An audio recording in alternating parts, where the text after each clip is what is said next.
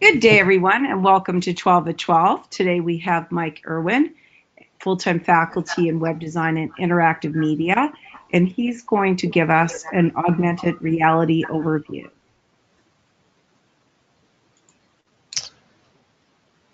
Excellent. Well, welcome everyone. I appreciate you coming out today. I hope you enjoy the material. We're going to do a quick one on augmented reality and how that might be utilized to accent your educational experience. Hopefully you can see my screen there, and Yes, go for it. we'll get started. So ultimately, augmented reality is probably one of these things you've heard about, and it's not virtual reality. Augmented reality really just takes a live environment in some way and utilizes technology like a tablet or a phone to create virtual elements within the environment. And some of the applications that we see this applied to today are things like advertisements. A lot of times you'll be able to use your phone and look at a product, and then with this the right app, it will show information. I think the recent one is you can do Star Wars characters or stormtroopers. You can take a photo with them, and they're actually somewhat interactive, but you can only see them through your phone or your tablet, and they're superimposed on reality. So it's kind of a fun tool that's being used these days for marketing. I've seen another one for Oreo cookies, where if you film an Oreo cookie with your phone, the augmented reality piece will come to life and do some sort of fun thing that makes Oreo cookies more fun. And so really the benefit of augmented reality in the modern day is, aside from advertising and creating some fun things, you can also do some educational elements that can enhance the learning experience. And we see this a lot, for example, in the medical industry. If you have an augmented reality implementation of some kind and a student walks up to a skeleton, they can just show that skeleton on their camera, and then it will be overlaid with highlighted pieces of information about the anatomy that they can interact with. Now, it's fun, but it also looks very high tech. And I compare it to a lot of, if you're a fan of Marvel, Iron Man is commonly looking at floating monitors and all these holographic things floating in space that he sees through glasses, and that is augmented reality, and that actually exists. With the right glasses, you can actually do some amazing things. And I'll share a couple of videos with you too to take a look at down the road if you'd like. And so how would you use this in classes? Well, you'd have to actually, and let's take a look at that moving forward though. As I mentioned, a couple of technologies that I didn't mention were the QR codes that you can see on products. A lot of times QR codes can activate an augmented reality app. That was one other area that I overlooked. It does use 3D technology in a lot of ways, but not necessarily needing it. You can usually do 2D stuff. It just depends on the toolkit, and I'm going to give you some toolkits in just a moment. So as I mentioned, we're using it in education. I think military was the original user, and I have a picture of a headset in the lower right-hand corner of the presentation. And those headsets are very cheap. I think I have one, it's at $19. The phone, of course, is the expensive piece. The phone is the part that you put inside the glasses, and that creates an augmented reality kind of an interface. I think you've seen these also on YouTube where you can watch a video and you can switch to VR mode, and it kind of seems like you're more immersed in it. I also use those for, as a side note, for drones. Drones nowadays can be flown through headsets like this, where you're looking at it through a VR, somewhat right-left view. It kind of creates a 3D experience, so it's quite fun. But the point is inexpensive, I think, is the point I'm trying to make. And the key is entertaining as well. So, and I mentioned Tony Stark. You can kind of see an example of the Iron Man photo where he's got all these floating things going on around him. You're looking through a lens and you're seeing interfaces that are all around you. And so you can see you can save a lot of money on monitors using this technology, because you can have floating interfaces throughout the room. You can even have animations coming through the room for entertainment. You can look down at your desk and your desk could come to life. You could see, spiders and weird things walking around on it through glasses. Of course, you have to create it, but there's a lot of downloadable content as well.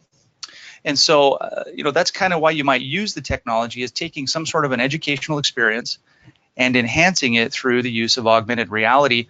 And not only that, it's easy to build, but students will want to come back. I think it kind of captures their attention. Something else that it does too is they come back to class, but they're more motivated to do the assignments, because the technology kind of creates a surprise in the learning experience. And you can see a photo here of an individual. He's seeing what he sees, or what's shown in the video or the image there, through his glasses. They're not floating in the room for real. He can only see them through glasses, but he can interact with them, which is quite interesting. Moving his arm around, these types of things, can slide things in, slide things out, interact, and kind of experience something to another level rather than just a flat 2D screen. Some elements that you can consider for technology to do this is glasses, of course. Now, glasses can be a little expensive. Depends on which kind you have. Some of them range for, I think you can get them for a few hundred. You don't necessarily have to have glasses to do it. You could just use your phone or a tablet. But if you wanted to take it to the next level, things like Google Glass, I'm sure you've heard of that. The Microsoft HoloLens is quite nice. And recently you're seeing a commercial, and if you haven't seen it, you'll see it. For the holidays, they have the Oculus 2, which is a watered down version of the $5,000 headset. And I think they're selling it for about $200, which really takes things to the next level. So you can imagine that you're really creating an environment that's enhanced. It can also interact with other users, which creates a very fun way to interact and collaborate on things. Presentations become context aware, which means that the information will be served up based on what they're looking at, which is quite fun. And it really takes the lessons to a deeper level. They say a picture is worth 1,000 words, and in this case, augmented reality, rather than just listing out large chunks of text, now you have visual representations of information that create something quite interesting. And I think for students, they really enjoy it. The other benefit, of course, is faster learning with that. As I said, a picture is worth 1,000 words. Well, now you're looking at some sort of a representation of information, and students will learn faster. And there's some data that supports that students will learn faster by going through the material because the way it's presented just seems more logical and actually more modern. Students will actually become accustomed to using interfaces that are built in augmented reality because they probably do it every day. In the photo here, you can kind of see a student is taking a tablet and he's pointing it at a piece of equipment. Well, what's overlaid on top of that in the augmented reality space is visual data of some kind, information about what it is that they're looking at. And so they're seeing the real world, but for some reason they only see the information, the palettes, the text, the information about what they're looking at in the tablet, which really is kind of a fun way to experience learning. And so the key is faster learning. And then how we use this in classes, and this is really the point of it, using AR, you're kind of creating your own thing. You're engaging students in creative ways. I give some examples here of jazz up your school's art show, or make math come alive through videos of students solving math problems. Trigger action points by simply pointing their smartphone at a particular equation, and then it comes to life.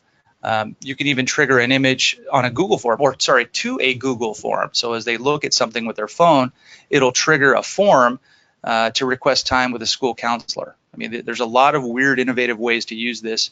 But in terms of technology, it could be a simple lesson. If they look at a graphic and you're talking about a tool in Photoshop, let's say, then it shows the tool being utilized or information about the tool in a fun manner, and maybe even demonstrating how the tool might be used in a very minimalistic manner. And again, it's such new technology that the sky is the limit. If you can think of it, you can do it with just a little bit of time. I've got some videos here.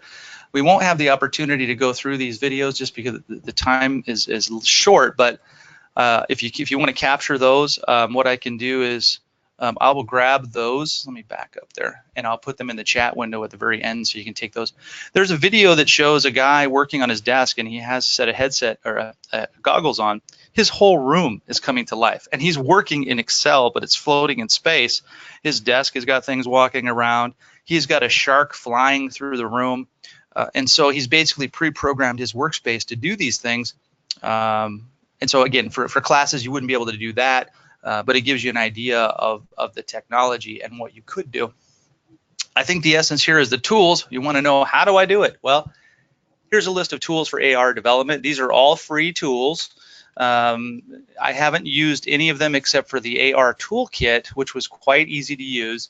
And to prototype things doesn't take very long. You can actually do it. You just have to come up with a concept. And I would definitely plan on what you want the interactions to be. If you're a 3D artist or have the ability to do 3D, then that also is a great complement, but it's not required. And so if you want to take a look at that list, again, I think this PowerPoint will be shared, so you'll have the opportunity to see those. But the top 4 I've listed there, the Vuforia, Easy AR, Kuden, and AR Toolkit. Do a simple search on those. You'll come up with their websites, and they'll kind of give you the details, the downloadability, and typically compatible. For you Mac users, you're probably thinking, is there a Mac version? Well, there absolutely is. Even though you use a Mac, no, I'm just kidding. There is Mac versions, and they're just as compatible as the desktop, or sorry, the PC versions, Windows versions, excuse me. And moving on, so hopefully we'll share this PowerPoint with you. And to kind of conclude, and I'll take a couple of questions on it, is the technology is new. It's not brand new. I mean, we've been seeing AR apps, probably if you're a frequenter to YouTube, then you'll see those things there. We have seen these head-mounted display glasses probably for the last 2 years at least for sale. Probably didn't know what they were for, and that's kind of what they were being used for. It's something so new that really you could define something new and share it with the world, and I think it would be adopted pretty quickly. We're going to see more of this moving forward. I think virtual reality, augmented reality, these types of technologies, they're going to hit a point where they're going to be adapted to a variety of things, and we're going to see it just take off. We really already kind of are. I think you're going to see a lot of commercials this season for Christmas where they're really pushing some of the headsets that are available. The other thing is there's a video also on this presentation on TED Talks that talks about how these technologies are penetrating industries as well as education. So they're being used in a variety of areas to really complement the workflow on the day-to-day basis. They're educating employees faster with this technology. So some of the somewhat boring human resources trainings we go, if you can imagine that now you could do it through your phone and interact with it on the fly. If you had a headset, you could do that. You'd kind of want to do them. They'd be exciting. And so we're seeing more of that also. One key point to take away is that anyone can implement this technology. It really just takes a little bit of time and creativity, and then you can definitely do it. I would say try to experiment with a small scale idea. No matter what it is, just something simple. Just even if it's just a little interactive piece for your desktop, do that and see what you come up with. Try the tools, play with it, and if you have questions, feel free to reach out to me anytime. Hopefully you'll take a look at the videos as well. The one on TED Talks, I think will blow your mind. And again, we'll share it. I've got a link here in the presentation for best tools and links and the TED Talks. So thank you for coming out today. I know this was a quick overview on augmented reality. I hope you'll check out these links for further information. And from there, if you have questions, go ahead and throw those in the chat window or the questions window. Mike, we're all out of time, but that is such an interesting perspective, and I could definitely see how education will head that way. And I would love to see a longer training in the new year on this. This would be amazing. And we will make sure that this handout will be placed in the faculty training center with this training. So thank you, everyone, and we'll see you next week. Thanks, Mike. Sounds good. Have a great day, everyone. Okay, bye-bye.